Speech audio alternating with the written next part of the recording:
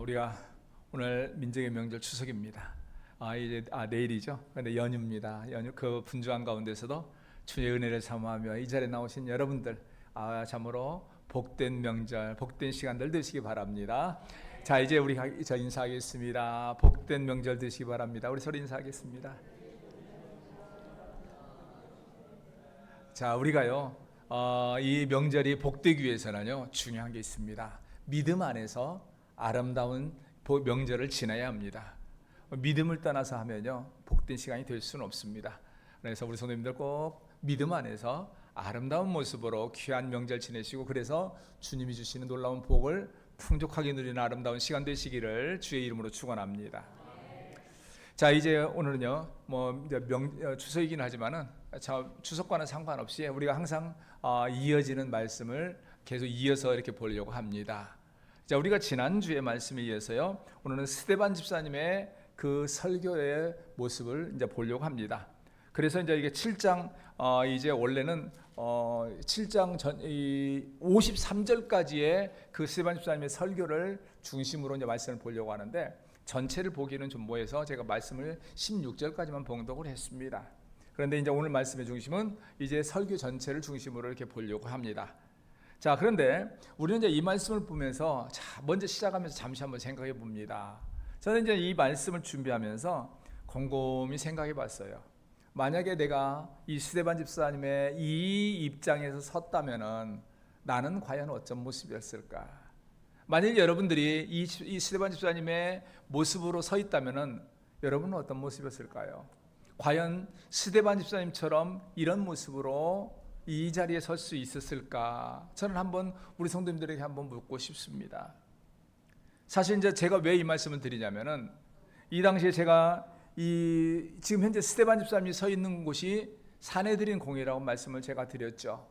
사내들인 공회는 당시 유대 사회의 이제 지도자들. 그런데 이 지도자들의 중심이 그 당시에는 정치와 종교가 하나이기 때문에 그 당시 유대교 지도자들이 이 자리에 다 서 있었습니다. 그러니까 이 당시에 성경을 잘 알고 또한 권력을 가진 사람들이 있는 곳이 사내들인 공회예요.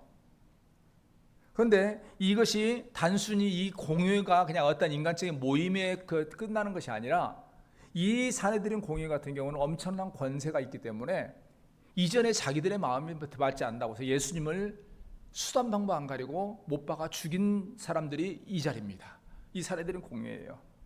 그러니까 이 자리는 뭐냐면은, 자칫 이 사람들에게 잘못 보이면은 죽을 수도 있는 자리예요. 한순간에 죽을 수 있는 자리고, 이들에게 말을 잘못하면은, 트집 잡히면은 진짜 흔히 말로 인생 끝나는 자리입니다. 그런데 오늘 이 스데반 집사님의 보면은 우리가 참 깊이 생각할 것이 있어요. 아까 제가 말씀드린 대로 만일 우리가 이런 자리에 섰다면 어땠을까? 여러분 한번 생각해 보세요. 만일 그 자리에서 여러분들이 서 있다면, 어떤 말 한마디 잘못하면 그들에게 트집 잡혀서 죽을 수도 있다라는 이 사실을 안다면 과연 어떻게 했을까? 아마 많은 사람들이 그랬을 거예요. 수단방법 안 가리고 자기를 변호하려고 했을 거예요.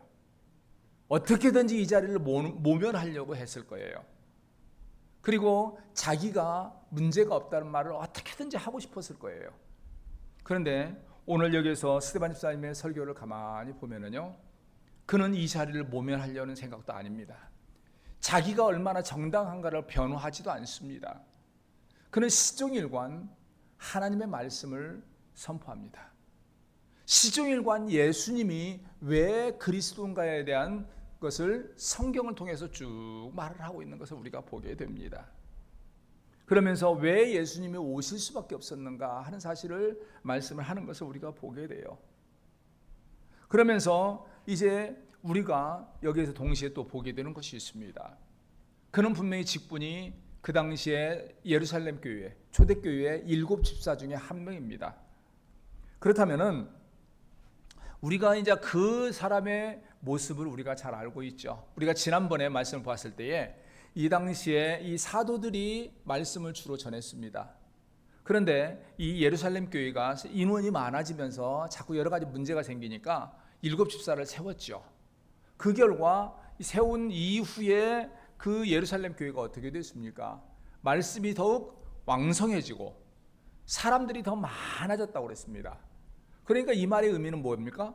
바로 이 일곱 집사가 바로 이 교회의 모든 일들을 잘 책임지고 참 관리한 결과 말씀에 집중하는 사도들이 더 힘있게 말씀을 전했다라는 그런 의미입니다.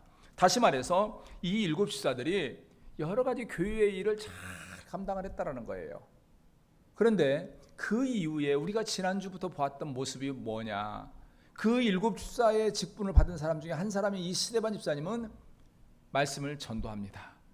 기회가 될 때 힘써 말씀을 전했더라는 거죠. 그리고 동시에 오늘 본문의 사내들인 공유에서 이 말씀을 전하고 있는데 그 말씀을 전하는 모습을 보면은요, 성경 전반에 대해서 꿰뚫고 그 말씀을 가지고 그들에게 전합니다. 아까 말씀드린 대로 지금 사내들인 공유에는 그 당시에 유대교 지도자들의, 그러니까 성경에 대해서 잘 안다는 사람들의 모여있는 사람들 앞에서 당당하게 성경을 가지고 그들에게 말을 해요. 이것이 말하는 것이 무엇일까요? 이 스데반 집사님이 얼마나 성경에 대해서 박씨 같고 분명 그 말씀을 통해서 그가 분명한 믿음을 가지고 있었는가 하는 것을 보여준다라는 거죠.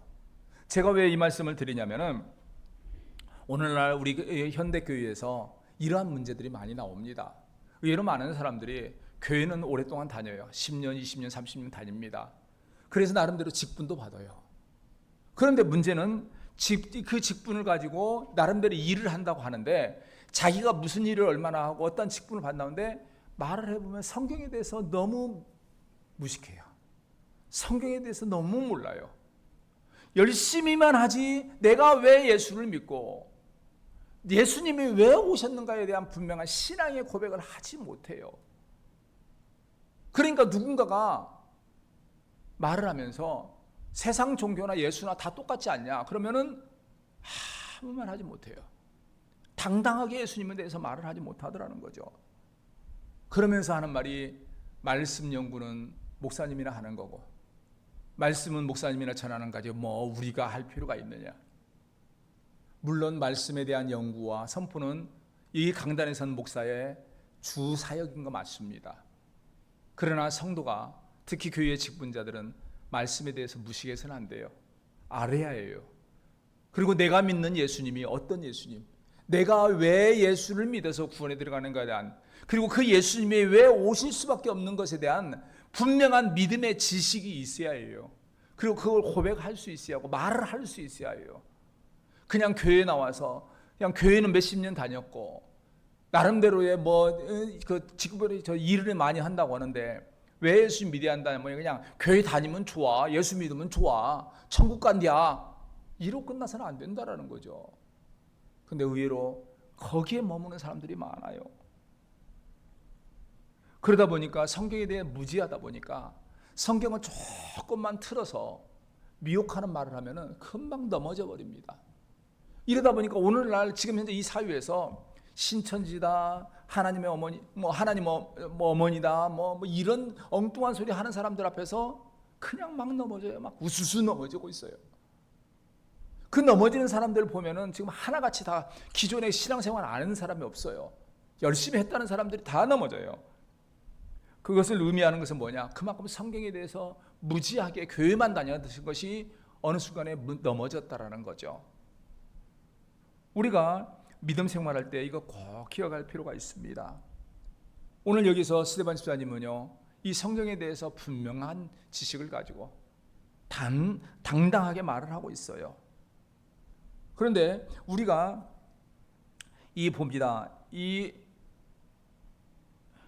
우리가 한번 생각해봅니다. 그러면 여기서 스데반 집사님이 과연 무엇을 말하는가? 먼저요, 그가 이렇게 이 스데반 집사님이 우리가 이 말씀을 보다 보면은 참 어려운 부분이 있습니다. 우리 성도님들 이 사도행전 7장을 보면서 관용의 성경을 읽으면서 어떤 생각이 들었나요? 혹시 읽으면서 이 스데반 집사님은 설교한다고 하는데 왜 이렇게 말을 했을까? 오늘날 그 강단에서 목사님들처럼 이것은 한 줄 읽고 이것은 싹 성경 풀어가지고 말을 하면 좋을 것 같은데 그것이 아니고 하나님께서 아브라함을 찾아오시고 하면서 성경에 있는 내용들을 그냥 그대로 말만 하는 것다는 거죠. 성경에 있는 내용을 그대로 말하는 것처럼 보여져요. 그러면은 그 당시 사내들인 공유에 성경을 잘 아는 사람들 앞에서 그 사람들이 성경 모르는 것도 아닌데 굳이 성경을 이렇게 읽는 사실을 나열한 이유가 뭐냐라는 거죠. 이거 의미를 알지 못하면은 우리가 이 말씀을 통해서 은혜를 받지 못합니다. 즉 다시 말해서 지금 현재 이렇게 말한 이유는 그들이 성경에 대해서 잘 안다고 알고 있어요. 유대교 지도자들은 나름대로 안다라고 그래요. 그런데 안다라고 생각을 하는데 잘못 알고 있더라는 거죠.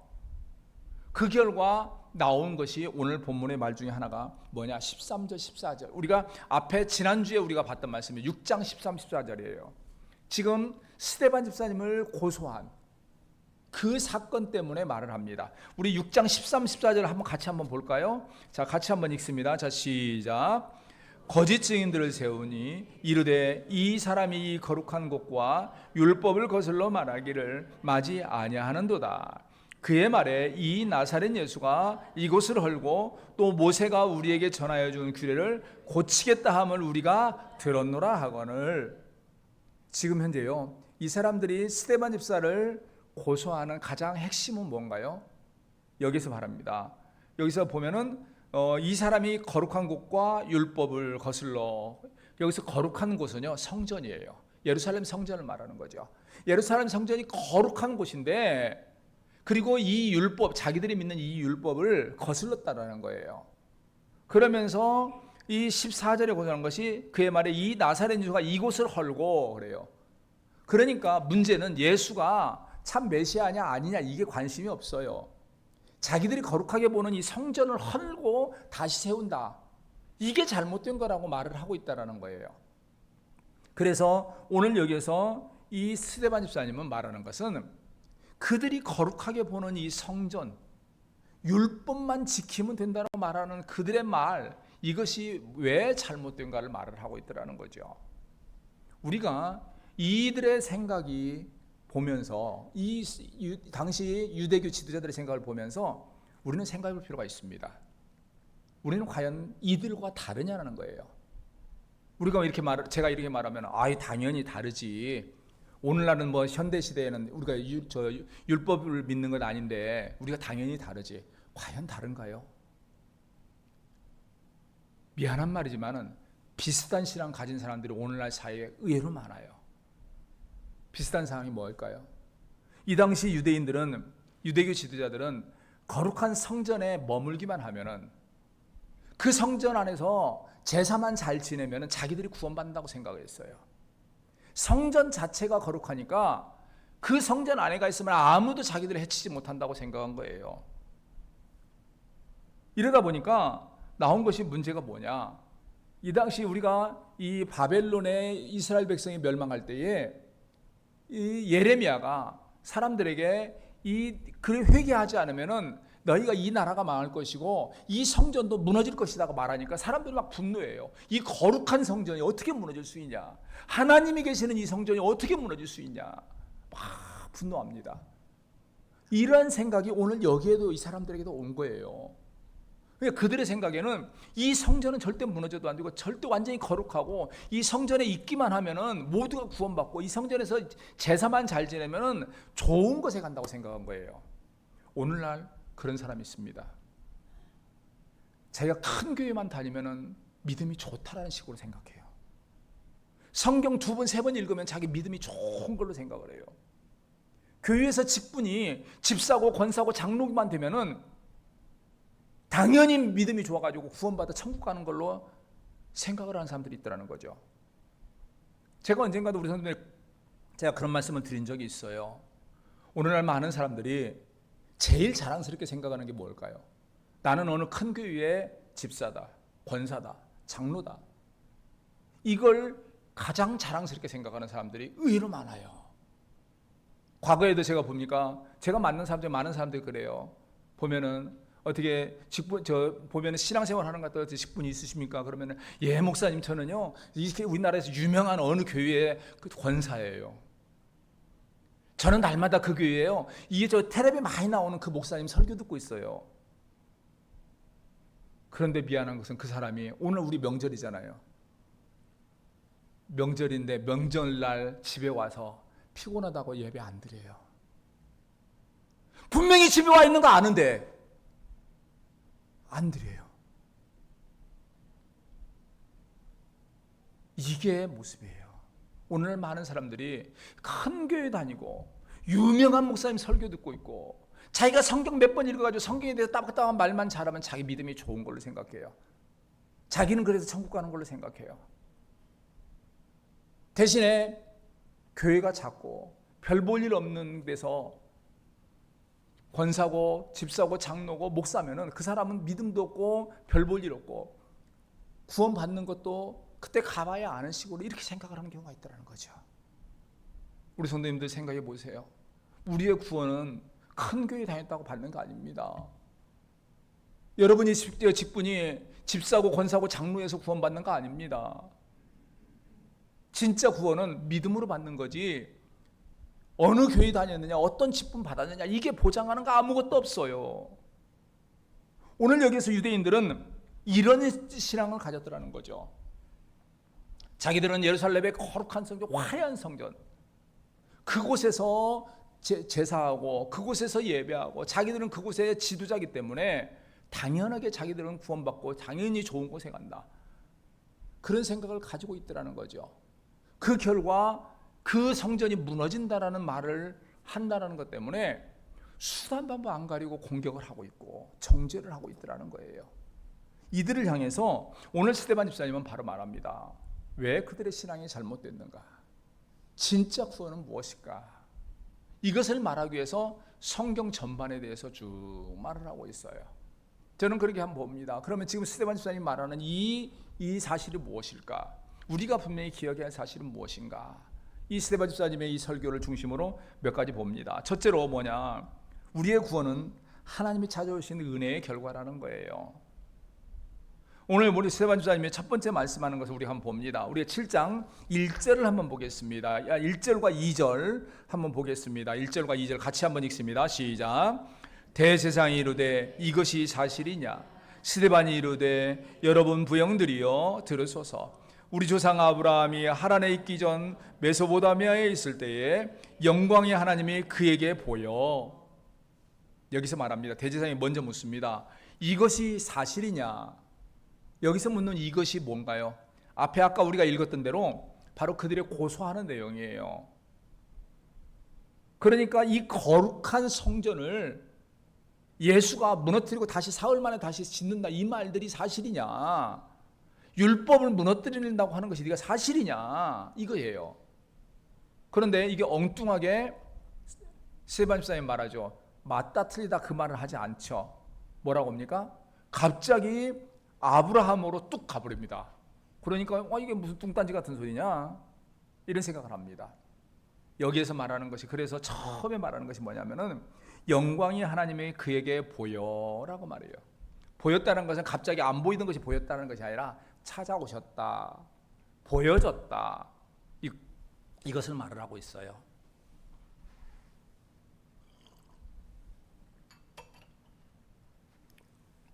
다시 말해서 이 당시에 메소포타미아에 전혀 하나님을 알 수 없는 자리에 살아가는 그런 야인처럼 살아가던 아브라함을 하나님이 찾아와 주신 것이라는 거예요. 그곳에 성전이 있었던 것도 아니고 뭐 대단한 모습이 있었던 것도 아니고 하나님이 찾아와 주셨다는 거죠. 그래서 여기서 시종일과 보면은요, 스데반 집사님이 강조하는 것이 뭐냐면요, 하나님께서 아브라함을 찾아오시고 모세를 찾아오시고 찾아오시는 모습들을 계속 강조를 해요. 우리가 이런 부분을 기억해야 합니다. 오늘날 우리의 신앙에서도 우리가 믿음으로, 우리의 믿음으로 구원의 길을 가는 것처럼 생각을 해요. 그래서 실장 많은 세상 사람들이 그런 말을 하죠. 세상에 있는 많은 사람들이 하는 말이, 종교는 내가 알아서 선택하는 거다. 각자 자기 마음에 맞는 종교 자기가 선택하는 거다. 그러면서 하는 말이, 그래서 종교는 다 똑같다.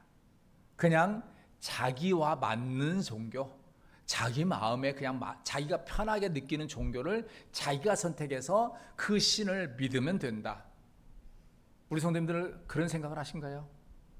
여러분들이 그런 생각을 가져서 여러분 생각에는 내 체질에는 기독교가 맞아. 보니 천주교는 너무 거룩하고 절은 너무 깊숙이 들어가니까 내 생각에는 교회가 맞아. 그래서 내가 예수 믿어주어. 이렇게 생각하시나요? 이게 사람의 생각이에요. 그렇게 생각을 하면은 우리가 뭡니다. 그러면은 우리가 예수를 믿어 구원을 받고 천국에 간다고 믿습니다. 그러면 세상 사람들은 여러분보다 어리석어서 예수 안 믿어서 그 사람들은 미련해서 예수를 믿을지 몰라서 구원의 길을 가지 못하나요? 그럼 또 더 갑니다. 사실 교회에 보면은요, 많은 사람들이 스쳐 지나갑니다. 아까 말한 대로 자기가 생각에 예수를 믿는 걸로 생각을 해서 교회로 옵니다. 오기는 왔는데 도저히 안 믿어져. 강단에서 말하는 목사가 뭐라고 말을 했었는데 도저히 듣지를 안 돼. 안 들려져. 믿어지질 않아. 그러니까 한두 번 있다가 지나갑니다. 떠납니다. 그럼에도 불구하고 이 강단에 남아서 힘써 예배하고 은혜 받고 날마다 기뻐하며 믿음으로 살아가는 사람들이 있더라는 거죠. 그러면 생각해 봅니다. 스쳐 지나가는 사람들과 여러분은 어떤 차이가 있나요? 여러분은 더 똑똑하고 그 사람들은 어리석어서 그렇게 흘러갔나요? 아니라는 거죠. 사람의 눈으로 보면은 여러분이 하나님을 선택하고 예수를 선택한 것처럼 보여져요. 여러분이 기독교라는 종교를 선택한 것처럼 보여지는 것이 사람의 눈입니다. 그런데 뒤집어서 보니까 내가 예수를 믿은 것이 아니더라는 거죠. 어느 순간에 하나님이 나를 찾아오시고 예수님이 나를 찾아와 주셔서 내 마음에 내가 예수를 알고 만나게 되는 사건이 있었다라는 것을 깨닫게 된다라는 거죠. 즉 다시 말해서 우리는 내가 똑똑해서 우리가 똑똑하고 지혜로워서 예수를 만나고 예수님을 찾아온 것이 아니라 하나님이 여러분을 찾아오시고 예수님이 여러분을 찾아와서 만나 주신 결과 여러분이 예수를 믿고 있다라는 거죠. 오늘 여기서 스데반 집사님 바로 그걸 말하는 거예요. 참 구원은 하나님이 그들에게 찾아오신 결과 그들이 하나님의 백성으로서 살아가는 것이라는 것이고 예수님이 우리에게 찾아오신 것이기 때문에 중요한 것은 찾아오신 예수님을 만나야 한다는 것을 말을 하고 있는 거예요. 오늘날 우리의 삶에서 이것은 기억해야 합니다. 아까 제가 말씀드렸는데 여러 가지 많이 말씀드렸죠. 여러분들이 지금 그리스도인으로서 살아간다고 말합니다. 예수 믿는다고 말하는 것이 여러분이 똑똑해서가 아니에요. 여러분을 찾아오신 예수님, 그 예수님으로 인해서 여러분이 구원의 길을 가는 것을 믿으시기 바랍니다. 그러면서 동시에 기억할 것은 여러분을 찾아오신 예수님을 믿는 그 믿음을 끝까지 잘 붙잡고 가시기 바랍니다. 제가 잠시 말씀드렸죠. 많은 사람들이 스쳐 지나갔습니다. 스쳐 지나간 사람들은 어떤 사람들은 한 달, 두 달, 1년, 2년을 스쳐간 사람도 있지만은 10년, 20년 있다가 스쳐가는 사람도 있어요. 중요한 것은 끝까지 여러분을 찾아오신 예수 그리스도를 믿는 그 믿음을 지키고 여러분을 찾아오신 예수님을 붙들고 믿음으로 가는 것이 중요해요. 여러분의 구원은 여러분이 직분 뭘 받았느냐 그거 아무것도 아닙니다. 그걸로 구원받는 게 아니에요. 믿음으로 받는 겁니다. 여러분을 찾아오신 예수님을 믿는 믿음이 중요하고 그 믿음 안에 사는 것이 중요하고 그래서 우리가 무엇보다도 이 믿음 안에서 항상 기도할 것은 여러분 자신들이 주님 앞에 서는 그날까지 나를 찾아오신 예수님을 믿는 그 믿음에서 흔들리지 않는 그 믿음으로 살아갈 수 있기를 위하여 기도해야 하고 이번 명절을 통해서 여러분들이 여러분의 자녀를 위하여 기도할 것은 바로 이거예요. 혹시 여러분의 자녀들이 아직 예수님을 온전히 만나지 못했다면 주님께서 만나 주시라고 찾아와 주시라고 기도하시기 바랍니다. 내 자식 돈 벌게 해주세요. 세상에 잘 되게 그딴 거 하지 마세요. 주님께서 주시면 돼요. 만나 주시면 되는 거예요. 돈은 잘 버는데 예수님 만나지 못하면 그거 어떻게 할 거예요? 직분은 가지고 있는데 예수님 만나지 못해서 예수 믿는 믿음에 대한 갈급함, 감격, 기쁨도 없이 그냥 교회만 다니면 어떻게 해요? 중요한 것은 예수님 만나기를 원하고 그 찾아오신 예수님으로 인해서 기쁨과 감격을 누리는 그 신앙의 삶을 여러분 자신들이 할 수 있고 여러분의 자녀가 할 수 있기를 위해서 기도하시고 사모하시고 그렇게 되게 합니다. 오늘 이 자리에 계신 여러분들 꼭 그와 같이 여러분을 찾아오신 예수님을 통하여서 참으로 기쁨의 신앙의 삶을 잘 살아가시는 여러분들의 삶이 되시기를 주의 이름으로 축원합니다. 그러면서 두 번째 여기서 말씀하는 스데반 집사님 말씀하는 것이 있습니다. 하나님의 성전은 은혜 받은 자의 감사의 결과라는 거죠. 오늘 여기서 보면은 이 유대교 지도자들이 갖는 것은 성전은 거룩한 곳이다. 이 거룩한 것 그렇게 말을 해요. 사실 그래서 이 거룩한 곳에 있기만 하면은 뭔가 대단한 일이 될 것처럼 그렇게 생각을 합니다. 그러다 보니까 아까 잠시 말씀드렸지만 바벨론에게 무너질 때도 그들의 생각에는 바벨론 그 무너질 때에 하나님의 성전에 들어가기에 있기만 하면 자기들은 안전할 것으로 생각을 했어요. 아무리 바벨론이 세계를 지배하더라도 하나님의 성전은 무너뜨리지 못할 거라고 생각을 했어요. 그런데 그들을 향해서 예레미야가 말하죠. 여러분들이 회개하지 않으면 여러분이 거룩하게 보고 신성하게 보는 이 성전도 무너질 것이다. 그 결과 그들은 예레미야를 얼마나 핍박한지 몰라요. 우리가 그런 면에서 분합니다. 그러면 하나님의 성전은 어떠한 곳일까? 그들이 거룩하게 보는 성전은 어떠한 곳일까? 우리가 여기서 보는 말씀입니다. 46절로 49절을 한번 보겠습니다. 오늘 본문 46절로 49절. 자, 우리 함께 합독합니다. 시작. 다윗이 하나님 앞에서 은혜를 받아 야곱의 집을 위하여 하나님의 처소를 준비하게 하여 달라고 하였더니 솔로몬이 그를 위하여 집을 지었느니라. 그러나 지극히 높으신 이는 손으로 지은 곳에 계시지 아니하시나니 선지자가 말한 바 주께서 이르시되 하늘은 나의 보좌여 땅은 나의 발등상이니 너희가 나를 위하여 무슨 집을 짓겠으며 나의 안식할 처소가 어디인. 여기서 말합니다. 지금 스데반 집사님이 말하는 성전 자체가 거룩한 곳이 아니라는 거예요. 그러면 성전은 짓는 것이 의미가 없느냐? 아니죠. 오늘 여기서 먼저 46절 47절에 보면 이렇게 말하죠. 다윗이 하나님 앞에서 은혜를 받아 야곱의 집을 위하여 하나님의 처소를 준비하게 하여 달라고 하더니 솔로몬이 그를 위하여 집을 지었느니라. 즉 성전은 하나님이 아쉬워서 내가 있을 곳을 지어라, 내가 그곳에만 있겠다라고 한 것이 아니라는 거예요.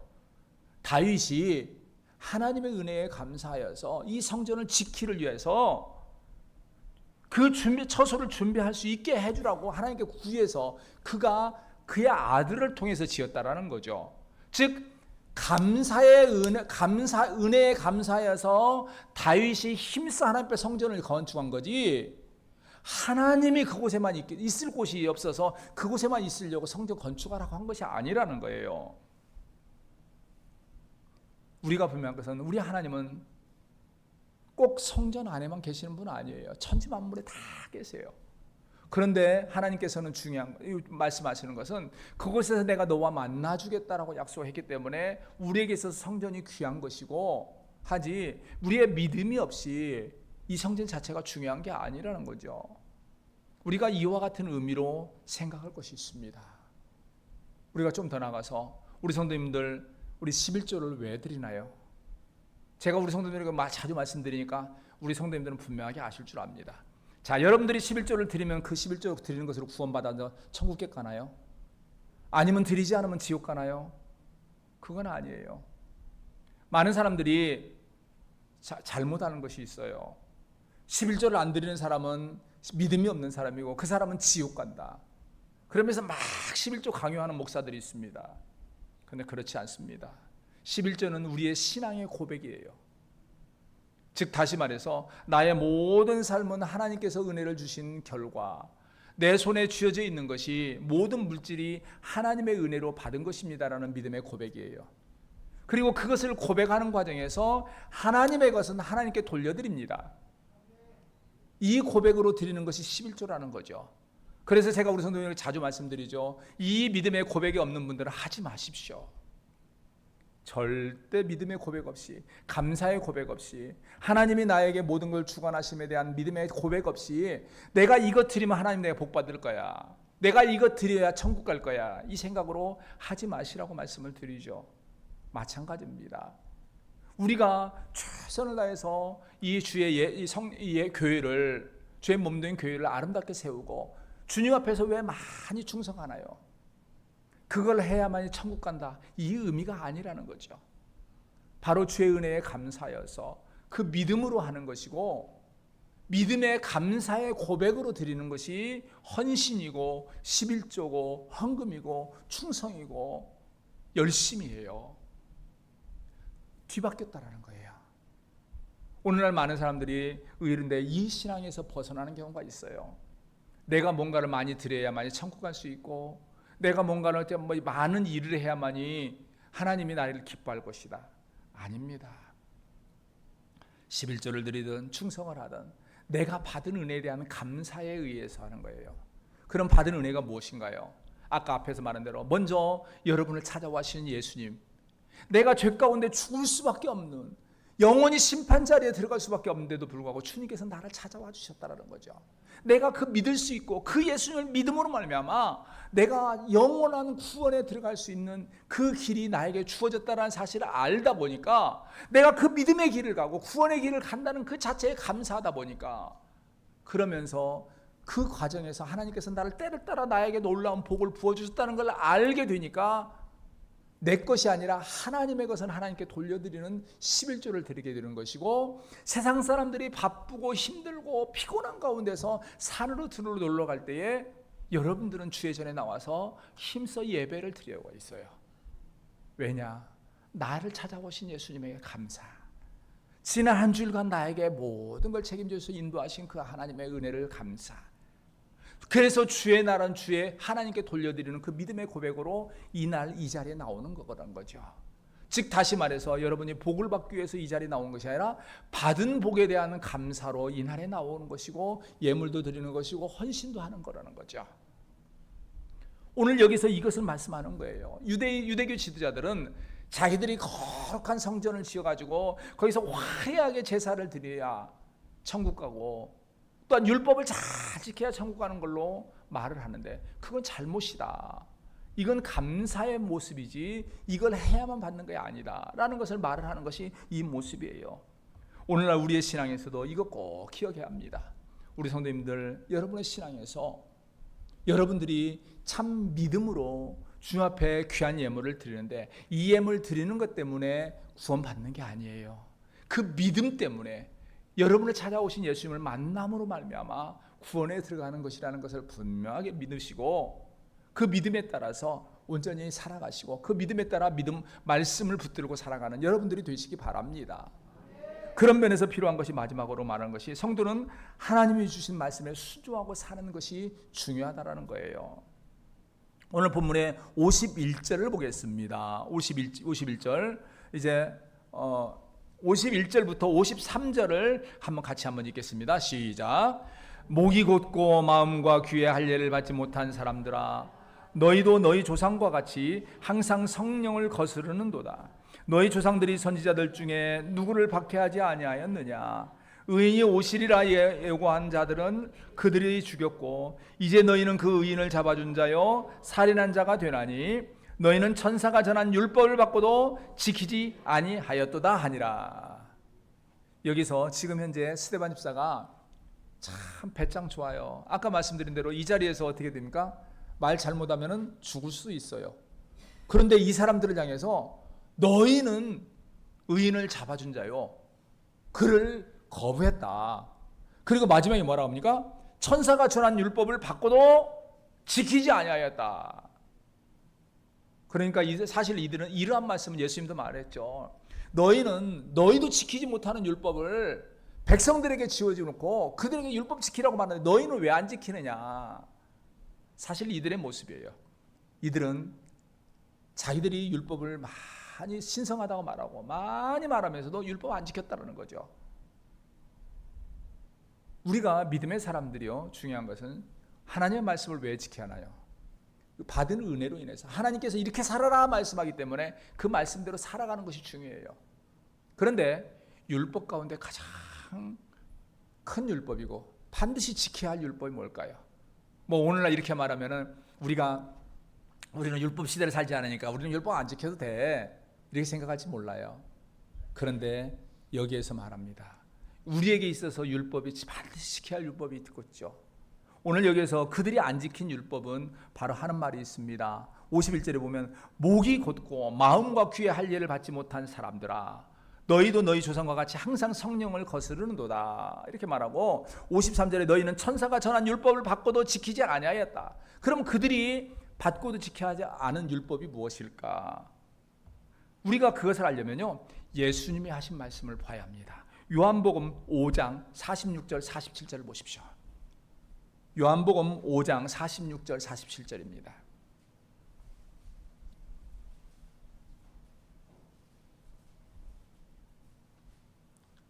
요한복음 5장 46절 47절 같이 합독합니다. 시작. 모세를 믿었더라면 또 나를 믿었으리니 이는 그가 내게 대하여 기록하였습니다. 그러나 그의 글도 믿지 아니하거든 어찌 내 말을 믿겠느냐 하시니라. 예수님께서 말합니다. 여기서 모세를 믿었더라면 나를 믿었으리라. 여기서 말하는 모세가 바로 율법이죠. 모세가 준 그 율법을 믿었다면 나를 믿었으리라. 왜냐하면 그가 내게 대하여 기록하였습니다. 율법은 우리가 어떤 형식으로 어떤 걸 한 것이 아니라 예수님에 대해서 기록한 것이 율법이에요. 그러니까 참 율법을 믿고 율법에 따라서 거룩하게 사는 사람이라면 당연히 그 율법을 통해서 오신 예수님을 알고 믿어야 한다는 거죠. 그런데 말합니다. 너희는 나를 믿지 않았다. 스데반도 똑같은 말을 하는 거예요. 천사가 전한 율법을, 천사가 뭘 전했나요? 안식일을 거룩하게 지키라, 이웃에게 거짓 증거하지 말라, 이거 이 율법인가요? 이게 아니에요. 구원자로 오신 예수님을 전한 것이 천사의 율법이에요. 그런데 여기서 이 유대의 지도자들은 그들이 스스로 율법을 지키고 율법을 전한다고 하는데 정작 율법을 통해서 전하는 예수님을 믿지 않았더라는 거죠. 오늘날 우리가 이 땅에서 살아가는 성도는 물론 아름답게 살아야 합니다. 선하게 살아야 합니다. 세상에서 함부로 살아서도 안 되고 빛된 삶을 살아야 해요. 그런데 거기에 가장 핵심이 뭔가요? 그걸 통해서 우리에게 빛으로 오신 예수님을 믿어야 해요.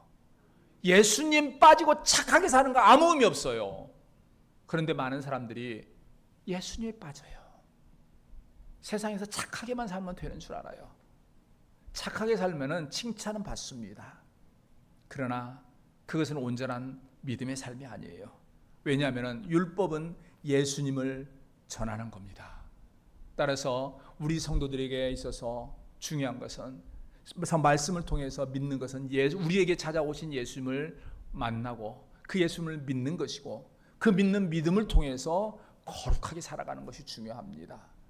그냥 우리가 그 믿음이 없이 하나님 앞에 11조 드리고 그 믿음이 없이 착하게 살고 믿음이 없이 교회에서 어떤 직분 맡아서 막 봉사하고 그거 아무 의미 없는 모습이에요.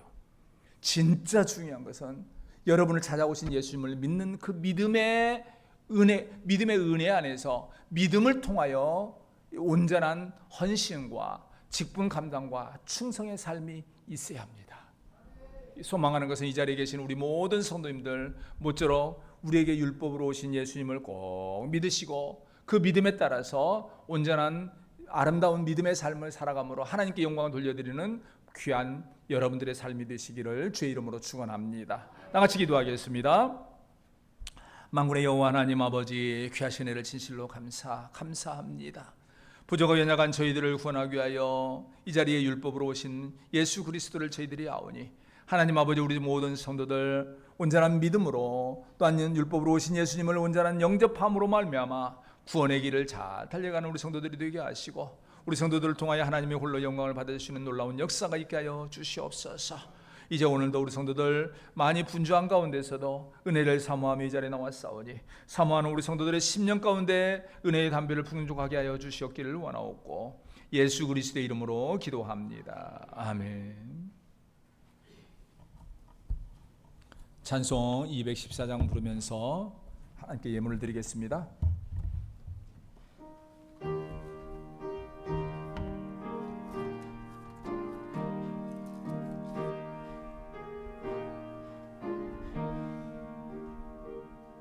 나 주의 도움 받고서 주 예수님께 빕니다. 그를 원하러 가시사 날 받아주소서. 내 모습 이대로 주 받아주소서. 날 위해 돌아가신 주 날 받아주소서. 근죄에 빠져 영죽을 날 위해 피 흘렸으니 주 영상대로 빚으사 날 받아주소서. 내 모습 이대로 주 받아주소서. 날 위해 돌아가신 주 날 받아주. 4절입니다. 내 주님 서신 발 앞에, 내 주님 서신 발 앞에 나 그로 엎드렸으니 그 크신 역사 이루게 날 받아주소서. 내 모습 이대로 주 받아주소서. 날 위해 돌아가신 주 날 받아주소서.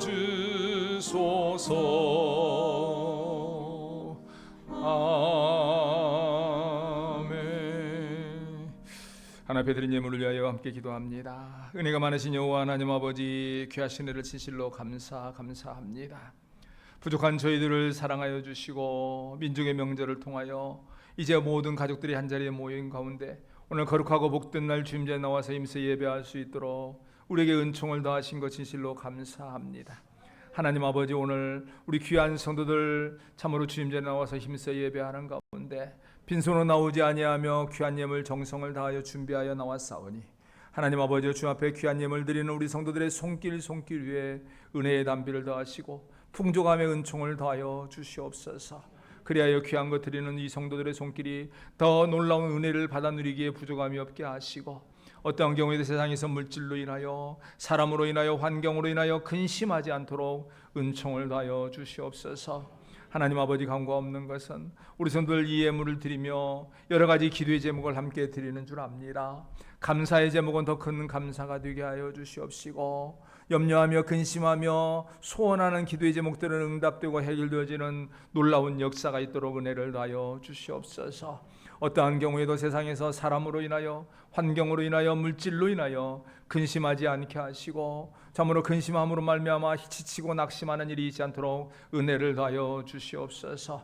또한 간과 없는 것은 이 시간 드리기를 원하지만은 여러 형편으로 인하여 온전히 드리지 못함으로 말미암아 힘들어하거나 근심하는 손길이 있으면은 참으로 그 마음을 위로하시고 책임져 주시고, 드리지 못함으로 인하여 참으로 낙심하는 일이 있지 않도록 주님께 드릴 수 있는 여건과 능과 환경도 허락하여 주시옵소서.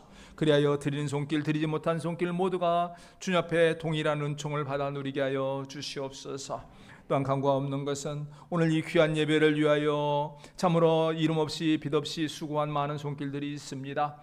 그분들의 수고와 헌신을 기억하여 주시옵시고, 그 헌신과 수고 가운데 은혜의 담비가 충만할 수 있도록 허락하여 주시옵소서. 예수 그리스도의 이름으로 기도합니다. 아멘.